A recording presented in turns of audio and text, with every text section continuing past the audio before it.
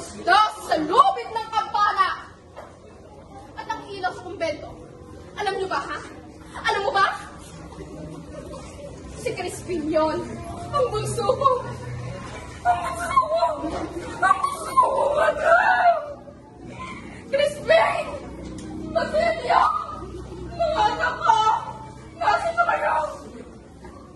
Crispin! Basilio! Mga anak ko! Hindi sila magtanakaw! Hindi sila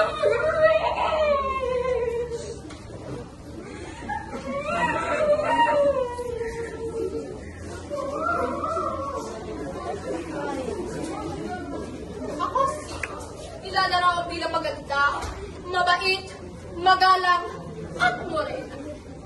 Ako ay isang representasyon ng Pilipinong ina sa panahon ni Jose Rizal.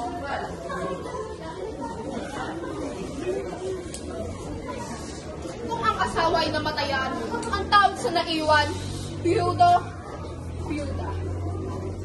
Pero ang anak, pag nawalan ng ina, anong tawag sa kanila?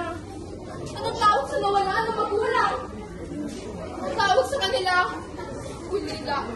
Pero ang ina, pag nawalan ng anak, anong tawag sa kanila?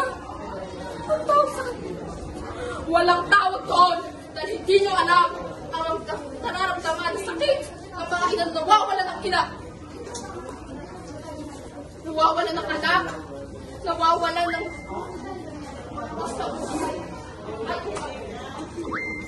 Ako po sa Samantha Cordero Palace, umaganap nila.